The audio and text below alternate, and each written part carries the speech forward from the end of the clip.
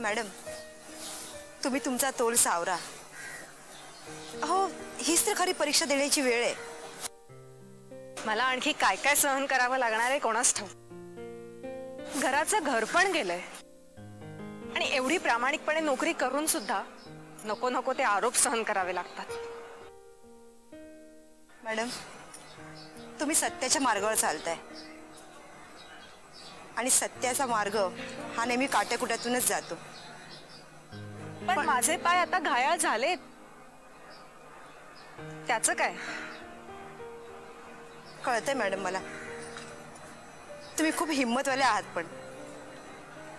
पण मनाने खचलात ना म्हणून असं बोलताय.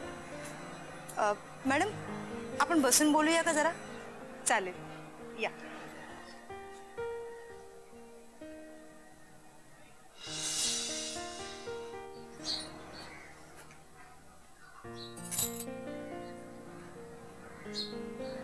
मस्त वाटते ना मोकळ्या वातावरणात?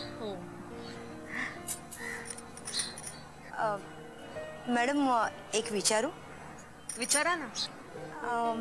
मी असं ऐकलंय की तुमच्यावर कुणी नागेश नावाचा इसम प्रेम करत. तुम्हाला कोणी सांगितलं हे? ते मी नाही सांगणार, पण खरं आहे की नाही? हो, खरंय. मग मॅडम, तुम्ही लग्न का नाही करत त्याच्याशी? तो वेगळ्या धर्माचा आहे म्हणून? नाही, तसं काही नाहीये. खरं तर अम्मीच त्याला खूप पसंत करते. मग काय झालं?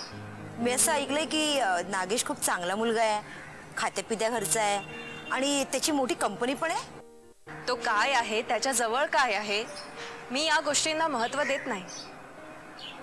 पण खरं सांगू, जोपर्यंत माझा त्याच्यावर पूर्ण विश्वास बसत नाही ना, तोपर्यंत मी त्याच्याशी लग्न करणार नाही. विश्वास? म्हणजे काय तो फ्रॉड आहे?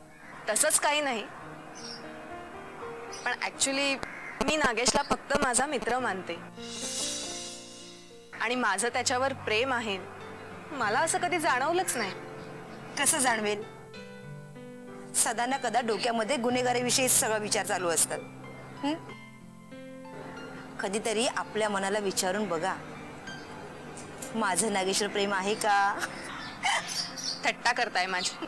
नाही हो, खरंच सिरियसली विचार करा लग्नाविषयी. एकदा संसारात रमलात ना की हे गुन्हेगारांच्या मागे लागणं आहे ना, ते कमी होईल.